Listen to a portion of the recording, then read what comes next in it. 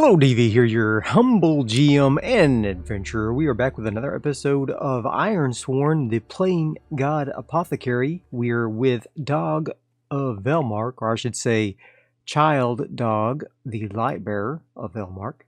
The last episode tried to gain some leadership roles at the village of Velmark. He's trying to situate himself so that he becomes a leader in the organization of the Children of the Light to hopefully change the way things work, because everybody knows if you join an organization trying to change it from within, it always works. It never works, but it might work this time. So last episode, the community had a bad harvest and they were really concerned about their food supply. And so Dog and a few others decided to head out on their way to Axe Crag. And we set a course there. And unfortunately, we were waylaid by a couple of plague-infested zealots. And they were just a troublesome foe, but they really gave us a hard time. We had a really hard time with one in particular of the zealots. Gave us kind of a little bit of a run for our money. And it wasn't even like he was harming us. It's like we just couldn't get the upper hand. And so he was really, he was a really good fighter. And so here's our stats. We are at 3 on our health, spirit, and supply. And we are at 9 on our momentum. We have 5 of our light left.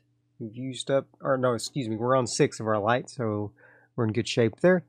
I think the last thing that we did was that battle, and so I think we are ready to finish our journey and arrive in Axe Crag, and we are supposed to barter our goods at Axe Crag. Okay, so let's take a look and see here. I think we used a move from the Lodestar called Follow a Path. When we journey along a known route, one day blends into the next. I think we got a weak hit and we had to face a complication or hazard. Okay, or maybe we missed. I don't remember if it was a miss or a weak hit, but anyway, I think we missed and we had to pay the price. Anyway, we pushed on after the zealots and we have made it to our destination of Axe Crag, which, if we take a look at the map, here it is this little guy here, Axe Crag. We traveled from Velmark, which is this little place, up to Axe Crag. And we go and we find Child Etta. And we ask if there is a way we could barter for some food for Velmark if Axe Crag has any to spare. So let's go ahead and we will try to make a move for a compel here. And I don't think we've seen Child Etta since I became a Child of the Light. Have we? No, we have not. And so we begin talking to her and she asks how the trials went. And we tell her about the trials, and I show her the light imbued in my hands, that I'm a light bearer now, and she's very impressed with that. And so I think I do have a bond here with Axe Crag. I don't have a bond with Child Etta. So let's go ahead and see if we can forge a bond with Child Etta before we begin discussing the situation about the food, because she is interested now that we are part of the Children of the Light. Well, I don't think I've really met this requirement. Yeah, I did fulfill my vow to do the trials of the light. After you successfully fulfill your vow to their benefit, you may reroll any dice. I did though, right? I did fulfill my vow to take the trials of the light. I did so. I was successful. So yeah, let's forge a bond. Let's forge a bond with her. We're going to use heart. I don't get a +1 or anything. But we're going to go ahead and do this. And if we need to, we can re-roll any dice once. All right. So let's go ahead and roll that. We've got a strong with a positive twist. Make note of the bond. Mark a tick on your bond progress track and choose one. Take 1 spirit or take 2 momentum. I'm going to take 1 spirit because I need it. All right, fantastic. So let's go to our bonds track. I'm going to mark a bond on that. Very good. And now we have Child Edda for a bond as well. That's fantastic. I didn't even have to re-roll anything. So she is very supportive of my efforts, and she's very pleased that I've already taken initiative to help Veilmark with their problems. Like, I'm not just a child that is a child for the sake of being a child. I'm actually being beneficial to my community.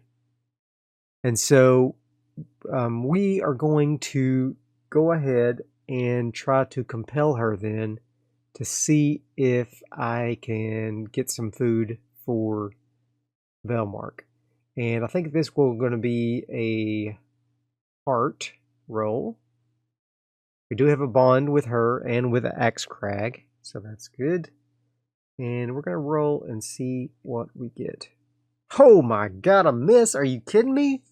And I can't even burn momentum because it's a 4 versus a 9 and a 10.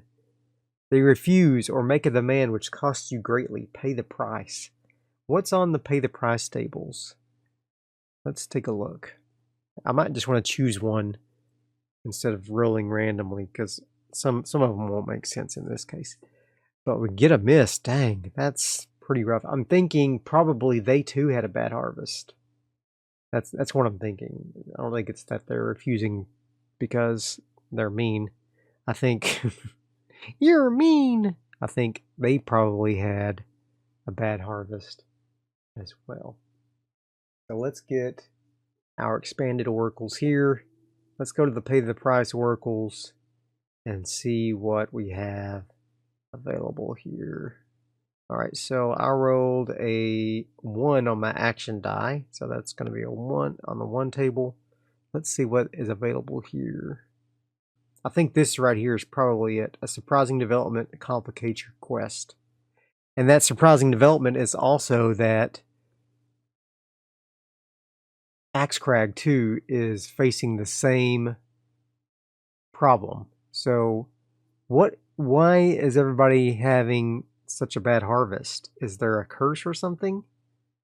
Does she know if there's a curse? Let's go ahead and gather some information and see if we can find out what is going on. So we didn't get to barter for goods at Axcrag. I really need to change the name of this quest. Not to barter for goods at Axcrag, but find food supply for Veilmark. I'm too specific with my quests. So failed harvest at Veilmark, leave caravan to trade at Axcrag. That too failed. Axcrag has no food. So we're going to have to go elsewhere and try to... we don't get to mark any progress on this. So what we need to do is we need to gather some information and see if we can find what is going on. We're going to give ourselves +1. We do have a bond with Axcrag here. So we're going to ask around and see if anyone has any clue as to what is happening here in Axcrag and Veilmark. What's the deal? So we rolled a 9 versus a 9 and a 10. Jeez. My investigation unearths a dire threat or reveals an unwelcome truth that undermines your quest. Pay the price. Trouble Oracle. Wow. I am rolling poorly. Really poorly. All right, so I get to do that. Okay, so we get to look at the Trouble Oracles. Let's take a look at the Trouble Oracles. So we know we're going to have to figure out what is causing this problem.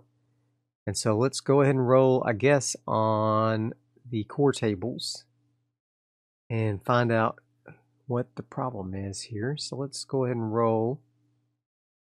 We got an 85 and a 50. 85 and 50. So 85, construct, and 50. Possession. Construct possession. Oh no.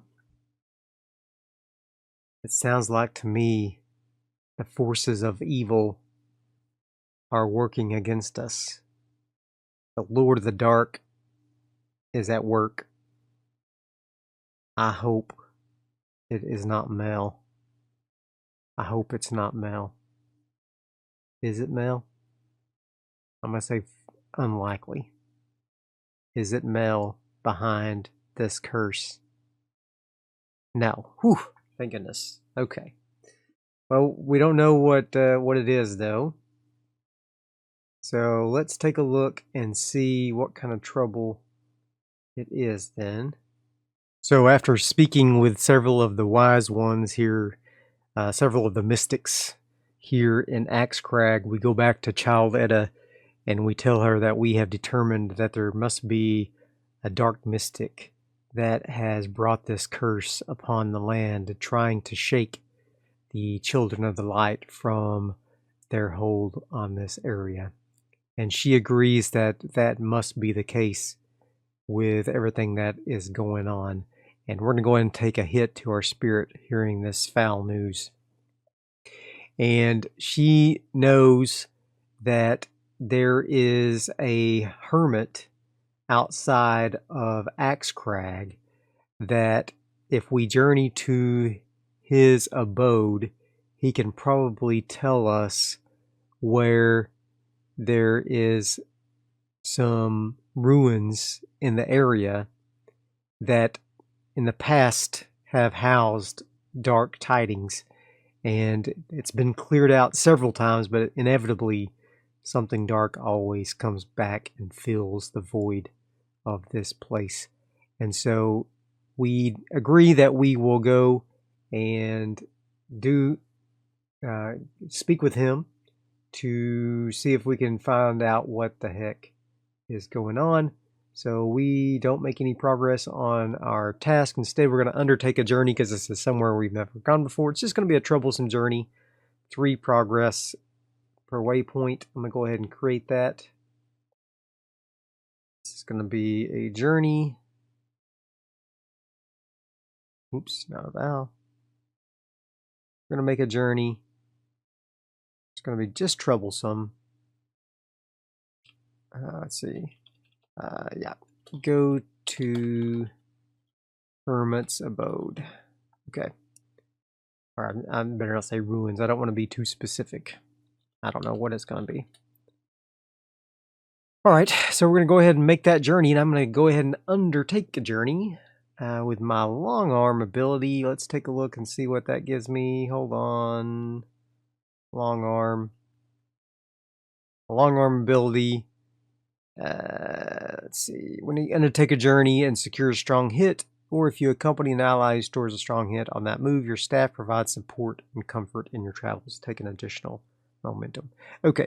Well, we're not going to use we're not going to bring our cart or the fellows that came with us from Velmark. They're going to stay and rest up here. I'm going to move on my own, and I'm going to undertake a journey to go to this hermit's abode. I'm going to give myself +1 because I'm starting off from a community where I share a bond. I'm going to roll. I get an 8 versus a 9 and 1, which is a weak hit. You reach the first waypoint and mark progress, but suffer 1 supply. -1 supply. Okay. So let's go ahead and do that then. Go to the hermit's abode. I reach my first waypoint. What do I find in this first waypoint? All right. It's a marsh. Contested marsh. Great. Great. A contested marsh. So I roll up on this marsh, and I do gain... no, I only gain a momentum on my strong hit. What do I find in this marsh? Okay, we're going to see what kind of creature we come across here. And then we'll find out based on what we come across. Oh boy, this could get hairy here. We're a couple of let's go at D6 too here. So we got a 1 and 16. Oh, this only has one table. All right, so 16 is a small hound-sized creature. Okay. And 99, monstrosity primary form, a hybrid, roll twice. 66 and 90. 66 and 90. A crustacean and hybrid again, okay? 2 more times. 38 and 15. Beast or mammal. 38, snake. Oh my gosh, it's a snake, mammal, crustacean hybrid. Hound-sized. So this beast has a hard outer shell. It's furry or hairy, and it has a lizard-like form, kind of like a hairy dinosaur with a thick candy shell. And what kind of characteristics does it have? Let's grab. We did roll a 1 here on the monstrosity characteristics. So let's roll for 2 of them. What does he have? 56 and 83. 56 and 83. Many-eyed, bony protuberances. Oh my gosh. So this many-eyed, bony protuberances thing, I mean, what else can you even call it besides a thing?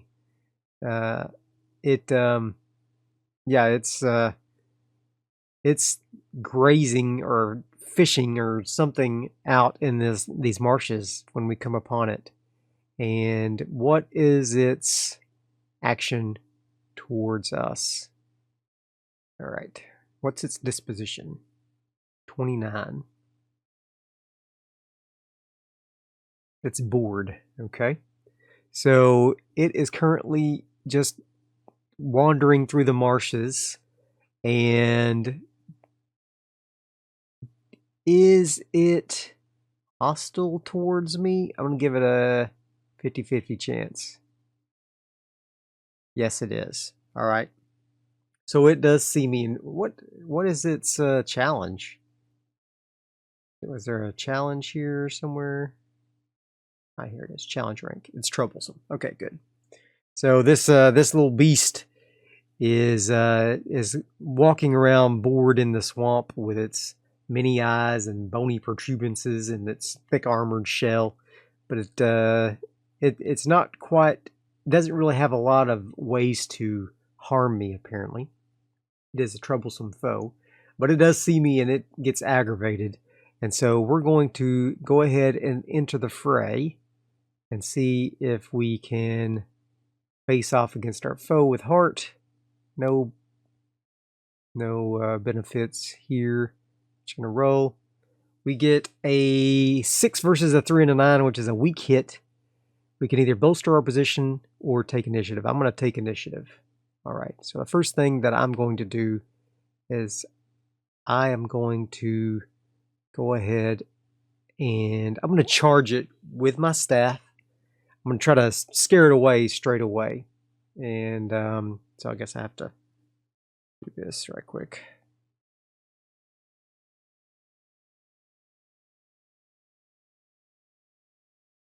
What are we going to name this thing?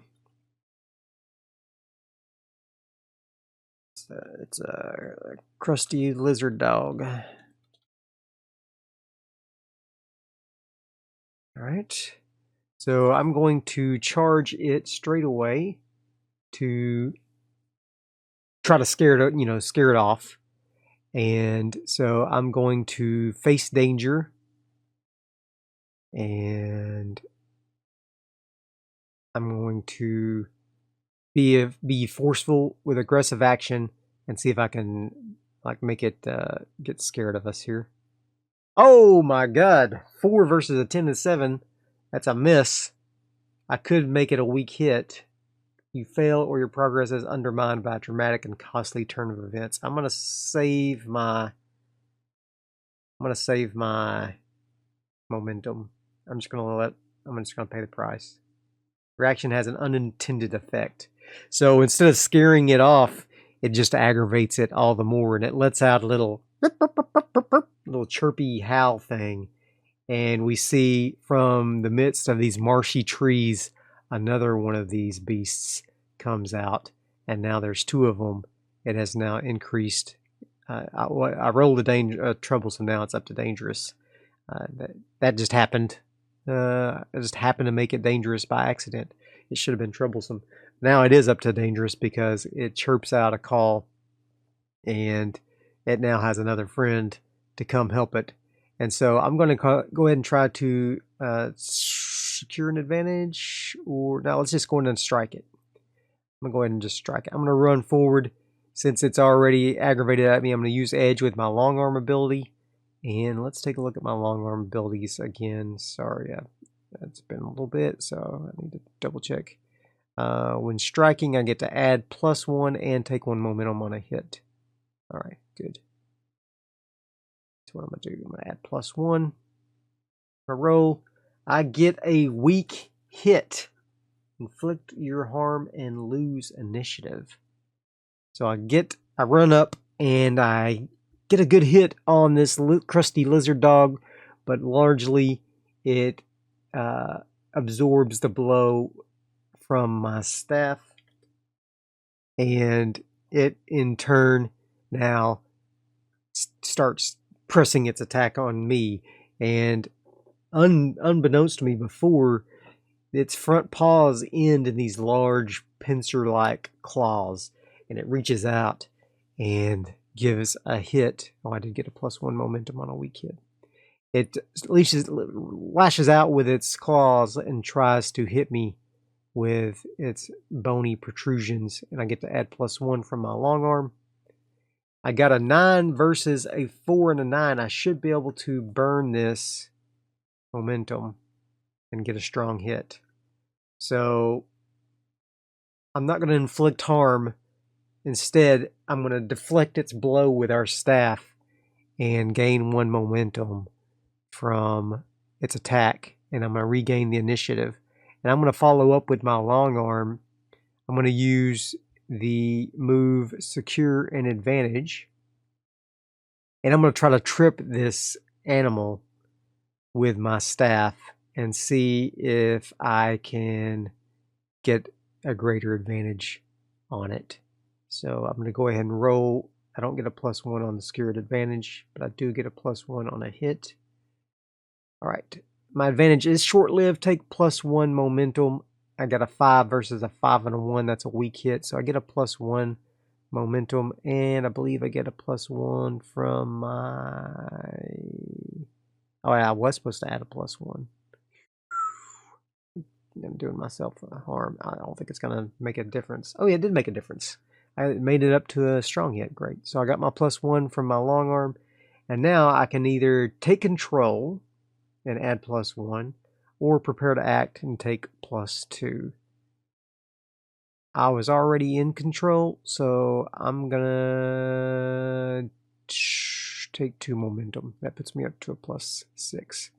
And I'm going to try to strike him and knock him out before this other crusty dog gets to me. He's now running full tilt towards me.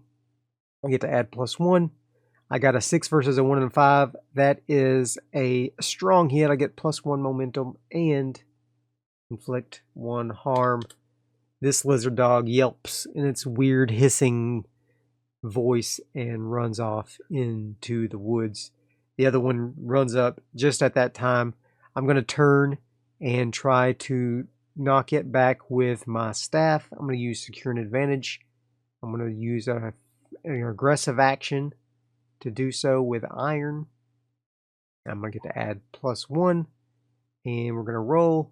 And I roll a 5 versus a 4 and a 6. That's a weak hit. My advantage is short-lived. Take 1 momentum, and I get +1 momentum from long arm. No, only on a strong hit, I think. No, on a hit. So, yeah. So I get 2 momentum from that. Great.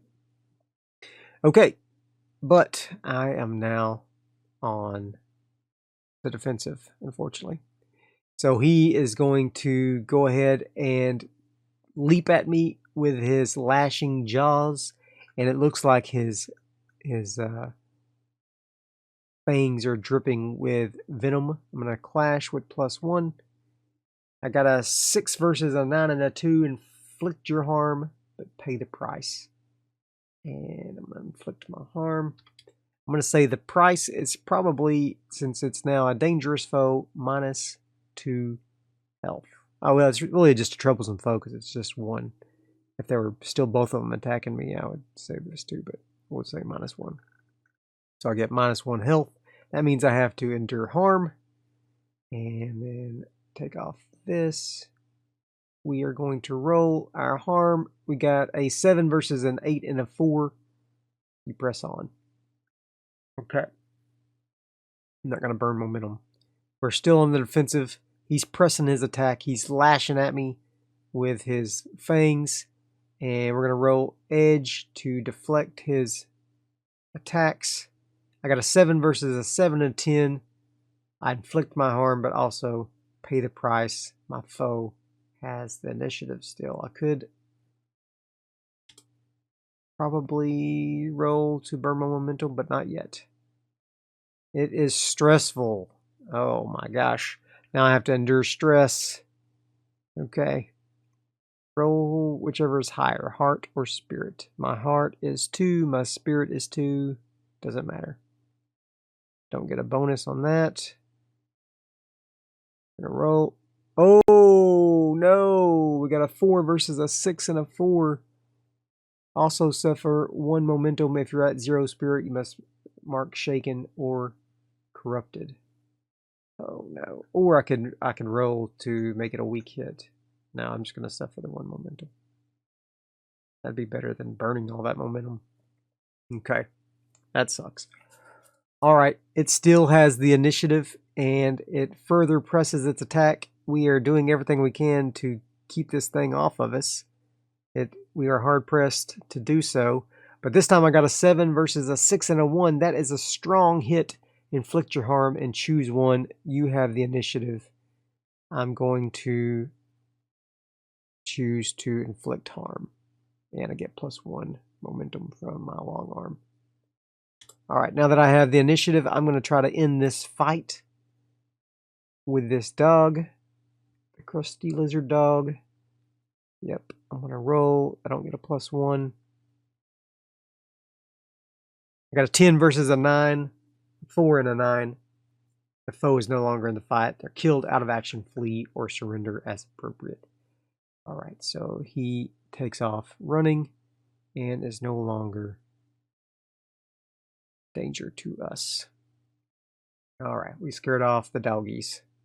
Crusty lizard dogs. Okay, wow. That was a little tougher than I expected it to be. That's what happens, I guess, with the rolls. I think I'm going to try to go ahead and take a look around and see if there's anything I can use for some supply here. I'm going to scavenge a little bit, see if there's any supplies I can get. I got 7 versus an 8 and a 4. That's a weak hit. I can take up to 2 supply, suffer 1 momentum for each. I'll take 2 supply and just suffer 1 momentum. Okay. I'm also going to see if I can maybe heal myself using herbal remedies. So we're in this marsh. Sometimes there's some interesting herbs you can use. You have at least +1 supply. Choose 1 before rolling. Add +2 or give an additional +1 health on a hit.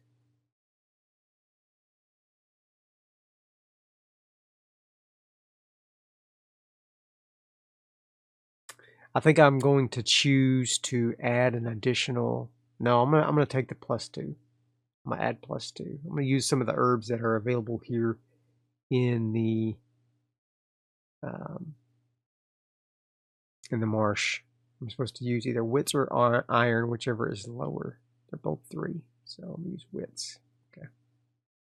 I got a 10 versus a 3, and a 3 is strong with a positive twist. And I'm going to say I get that +1 from my herbalist anyway. So I'm going to give myself 3 health. And that puts me back up to maximum. All right, fantastic. Good deal. All right, let's undertake our journey further. Okay, where are we going? We are going to the Hermit's abode. Undertake our journey with wits. If we get a hit, we get +1 momentum. Okay, so let's roll. 4 versus a 10 and a 6. Dang. Waylaid by a perilous event. I'm going to go ahead and burn my momentum. I'd rather get a weak hit. Okay, reach waypoint and mark progress, but suffer 1 supply. Okay, I'm going to do that. I'm going to go ahead and mark down to my momentum. I do get a undertake a journey, long arm. Okay, take 1 momentum. Okay, only on a strong hit. Okay, that's unfortunate. All right, so we do get to go to the Hermit's abode. We get to make progress on that. And we have to didn't let's see. Suffer 1 supply, I did that already. Reach a waypoint. Okay. We reach a waypoint. Let's see, what do we find? Some woods. Some big woods. So we come into a big, heavily wooded area, and we see that there's lots of game around, and I don't think there's anything I can do to really help myself at this point. One of the benefits of the make a move camp. Let's see. Let's take a look at this move here. Take 1 spirit. Yeah, could take a spirit. Could partake. I've got the herbalist. I don't think I need any health though. No, I don't need any. I really just need spirit.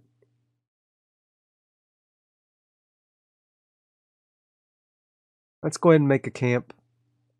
And the herbalist. When you make camp and choose option partake, you can create a restorative meal. Yeah, I don't need that. I really just need more spirit. Let's just press on. We're going to press on. We're not going to do anything about that. I am going to just press on through our journey here. Okay, let's undertake another journey. Freaking miss. 5 versus 9 and a 7. I'm waylaid by a perilous event. Pay the price and trouble oracle. Dang. Person or community you care about is exposed to danger. Oh. Interesting. Interesting. Oh my gosh, I just had an idea. We're traveling through the woods, and in front of us we hear a cry for help, and we hear the clashing of swords against swords and shields. And so we rush forward, and we see that there is a mystic battling some bone walkers.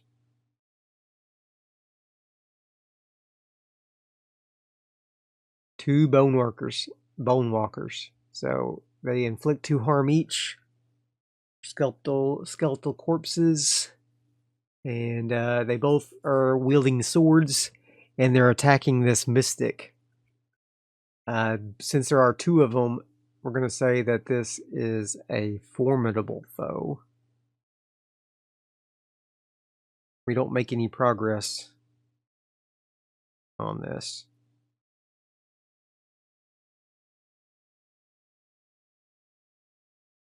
bone walkers. All right. We don't make progress on our journey, unfortunately, with the miss, although I should go ahead and make progress on my learn from my failures. Okay. We'll get to do something about that later. Okay, so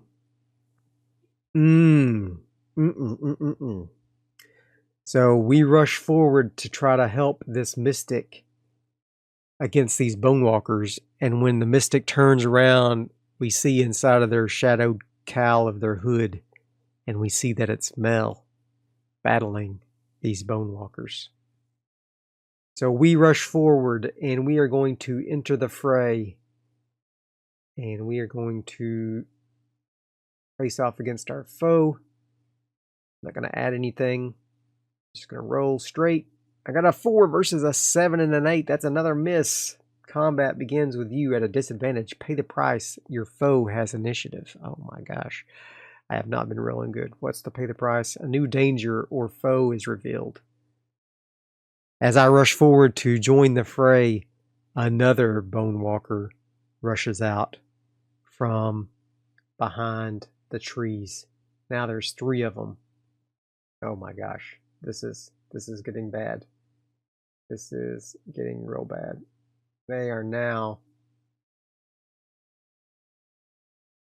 up to an extreme foe. Oh my gosh. This is not good. How are we going to do this? I don't know, but the first thing I want to do is try to secure an advantage. I want to rush up with speed, agility, and precision and try to trip one of these bone walkers with my secure an advantage with my long arm.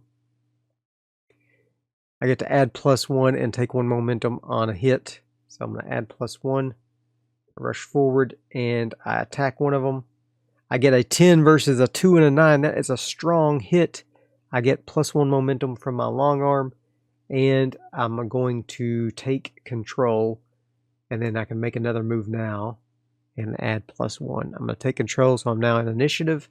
I'm going to strike down this first foe. I slapped him in the legs and he fell to the ground. I'm going to try to finish him in 1 quick hit by adding +1 from that move, and I get to add +1 from my long arm, and I get to attack this guy on the ground. I got a 10, it shows 11, but you can't get an 11, versus a 6 and 1. That's a strong hit. Inflict 1 harm, retain initiative. I get to add +1 from my long arm, and we get to add 1. Woo, 50%. Holy cow.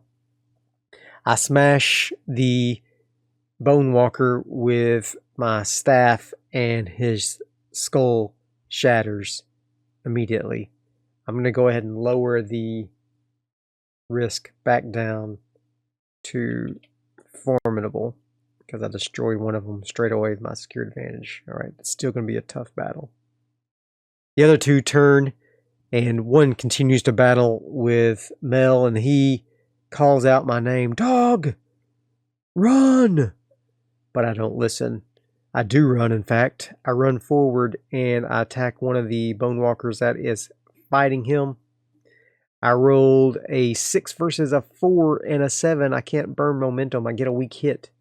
I get to inflict my harm on the bone walker, but unfortunately I lose the initiative, and I'm going to try to secure an advantage by adding +1 and see if I can sweep the skeleton who turns and tries to fight me.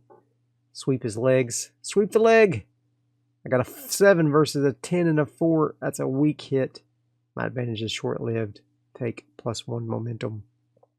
And the skeletons, let's see what the skeletons do now. Let's see what they do now. We're going to roll 89 and 5.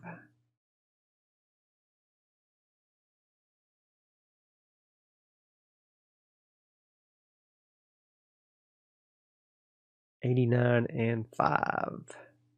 Make several attacks in quick succession. Okay.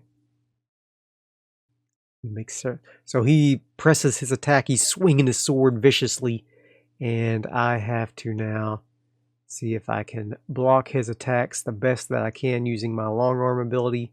I get +1 on my clash. I got a 9 versus a 5 and a 9. That's a weak hit. I inflict my harm, but also pay the price. My foe continues to have initiative. I inflict harm, but I also must pay the price.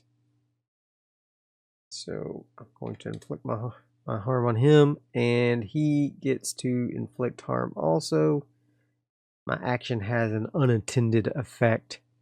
So I'm sitting there parrying all his flurry of blows, and I strike out against him, and I do him harm as well, but it distracts Mel, and one of the Bone Walkers strikes Mel down, and Dog shouts out, "No!" And I rush over and I try to block the attack that is going for Mel. I try to dive in the way and block his blow. I don't get anything with that. But I got a 5 versus a 2 and a hit. That's a strong hit. I succeed. I land just in time with my staff, and his sword clashes against my staff, and Mel groans in pain while he is on the ground. I got a strong hit. I'm now gaining initiative. I'm going to secure an advantage, and I'm going to try to sweep this Bone Walker's legs out from under him. I got a 5 versus a 7 and a 3. Unfortunately, that is a weak hit. I take 1 momentum, but my advantage is short-lived. What does he do? Oops. He does 4 versus 46. Let's see. Combat. 446. He distracts from a surprise attack. Oh, interesting. So he is about to... He raises his sword up high to try to swing down on me, and while I'm concentrated on blocking his hit, the other Bone Walker runs up, and he also is going to try to slash at me, and so they're both attacking me at once. I rolled a 10 versus a 10 and a 7. That's a weak hit. I inflict my harm on one of them, but the other one is going to hit me, and I take 2 harm from his hit because both of them are attacking me. Or because he's dangerous, excuse me. I'm going to endure harm, and oh my gosh, whichever is higher. I'm going to roll iron. Well, they're actually both at 3, so got to endure this harm. I got a strong hit. That's a 7 versus a 2 and a 5. Shake it off if your health is greater than 0, -1 momentum in exchange for +1 health. Or I'm going to embrace the pain. I'm going to take the hit and take 1 momentum. And now that I've got initiative, I'm going to strike him and see if I can finish off one of these skeletons. I got a 10 versus a 5 and a 9. That's a strong hit. Inflict 1 harm, retain initiative. There we go. And so I strike out with my staff, and I'm able to shatter the legs of one of the Bone Walkers, and he falls to the ground, and he's slashing his sword in the air. He's not finished yet, but he can't move.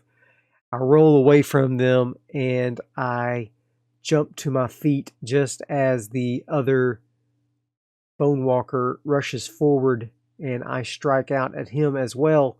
I get a 7 versus a 1 and a 2. That's another strong hit. And I get to inflict harm on him as well. He begins to swing wildly as I rain blows upon him, blow after blow after blow. And I get a 10 versus a 6 and a 6. That's a strong with a positive twist. Inflict 1 harm, and we will say I finish off that skeleton, and only one is left. He is on the ground, thrashing with his weapon, but largely ineffectual. I'm going to give myself another +1 from the strong and the positive here. So I'll get +1 from my long arm. Plus he is on the ground immobilized. I'm going to roll a 7 versus a 5 and a 7. I'm going to go ahead and burn my momentum. And I'm going to get the strong hit. +1 momentum from my long arm. And he is at 8 harm. And now I'm going to end the fight with this Bone Walker. I'm going to roll a 10. Oops, sorry, I don't get +2. +0. 8 versus a 7 and 2. That's a strong hit. I smash my staff down into his skull and shatter it into dust. And the Bone Walkers have been finished. I kneel down at Mel. He is wounded gravely, and I'm going to try to heal him with my herbs. I'm going to use heal another here. Let's see. What can I do? When you heal a companion, ally, or other characters and score a hit, take +1 spirit or +1 momentum. I'm going to try to heal him using iron or wits, whichever. Oh no, wits for treating an injury. So I'm going to heal him. Come on, I get a +1 because he's got a bond with me. And I get a 9 versus a 4 and a 10. I do get a hit, so I get +1 spirit. But I can either take 1 supply or 1 momentum. I think I'll take 1 momentum. No, I'll take 1 supply off.